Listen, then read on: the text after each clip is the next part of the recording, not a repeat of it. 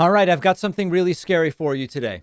All right. I'm going to play some video for you of a woman who could be your child's teacher. Hopefully she's not, but she could be.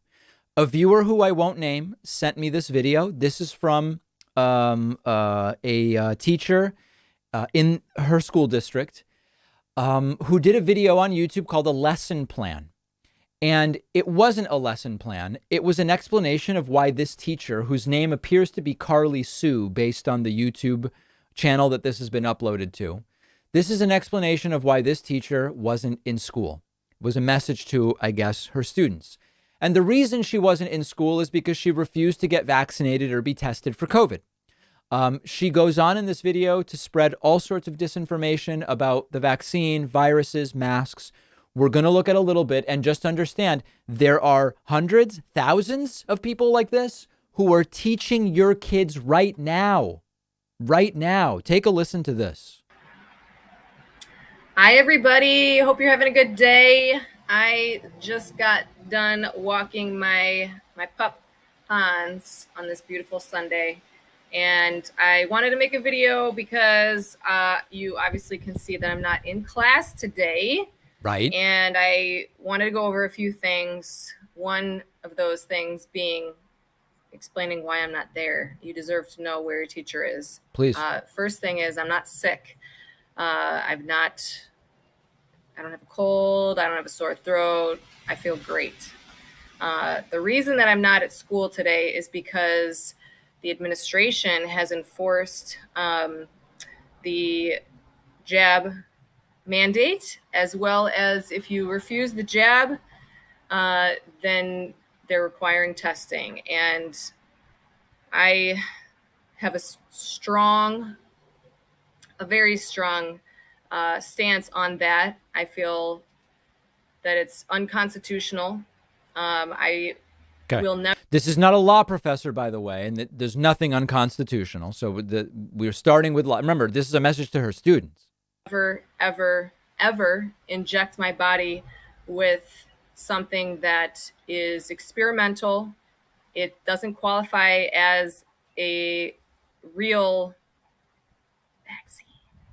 So she's whispering vaccine. Remember that it is a vaccine, and the Pfizer one has been FDA approved. It's gene therapy. It is not gene therapy. And if you asked any of them, not one person would be able to tell you what is in the shot. The truth is the ingredients are known. They are listed. Anybody can Google this. Now, she would probably say, well, the ingredient list is a lie, but that's a different argument now. So I've done a lot of research over. And there it is. There it is. The holy grail of spreading disinformation. I've done research the past 2 years about this, and I knew it would get to this point, and I knew that I would make this decision. I didn't know exactly how it was all going to play out, but I just feel really bad that you guys have to deal with it firsthand. I feel horrible that you have to. The problem is that they're having to deal with her. She's the problem. See this all play out because it's painful and it's. Okay, so I'm going to skip forward because later in this clip, I mean, there's a lot of nonsense here, but then she goes into just spreading straight up imaginary cuckoo stuff about medical disinformation. Take a look at this. Oxygen actually kills the virus.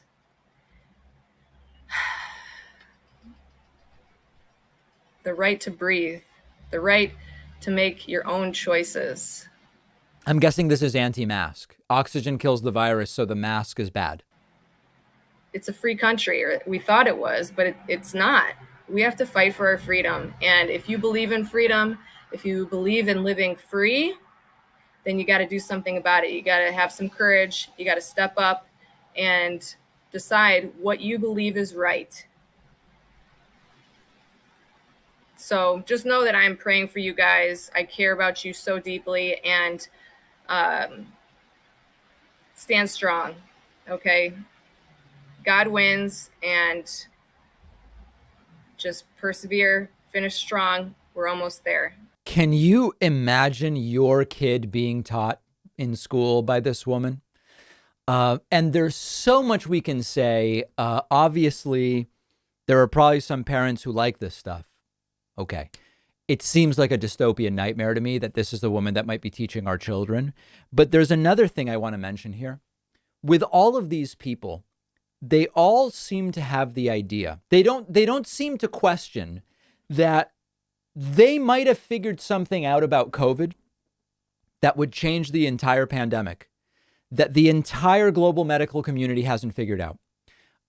They did their research on their home computer and have figured things out that public health experts, epidemiologists, immunologists, pulmonologists around the world haven't figured out. It's easy to call that merely delusional, but it's really a form of incredible arrogance in a sense. The idea that they may have done that. Now, discoveries happen and they come from different places.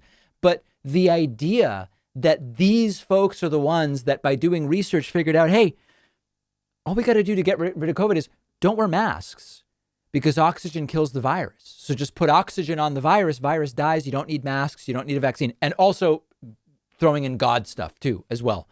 It is delusional. It's dangerous to have these folks teaching kids, but there's a level of arrogance as well that they may have stumbled upon this.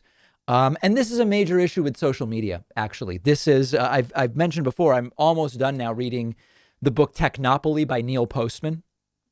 This is a must-read book for anyone participating in social media or news. I think it's imperative everybody read it.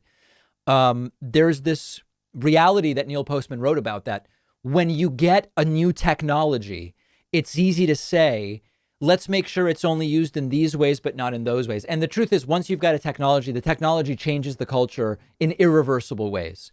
One of the ways in which the internet, high-speed internet on our phones, and social media have changed culture is that folks who don't really know anything now are empowered to do what they believe is research and to believe their opinions about anything at all are just as valid as those of actual experts. Now, we've talked about the crisis of expertise. This is not the fallacy of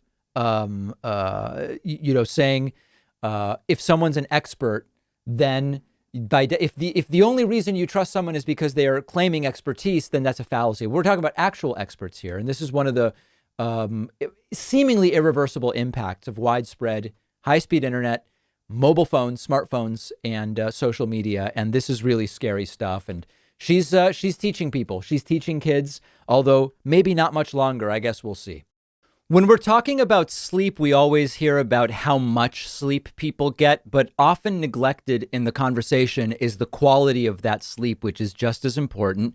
And science shows that lowering your body temperature during sleep can help you be more rested and achieve better sleep. And that's where our sponsor, Chili Sleep, comes in. Chili Sleep makes customizable, climate-controlled sleep solutions to help you improve your sleep. Comes in two varieties, the Uller sleep system and the Cube sleep system. That's what I have on my bed. Both are hydro-powered, temperature-controlled luxury mattress pads. You can make your bed as cold as 55 degrees. I choose 60. You can make it as hot as 115 degrees if that's your thing. I don't feel hot anymore at night. No more sweating. I'm sleeping better, and I love it. I also have the Chili Sleep Chili Blanket, which helps keep me cool on top as well. They'll give you 20% off everything when you go to chilisleep.com/Pacman. The link is right underneath this video.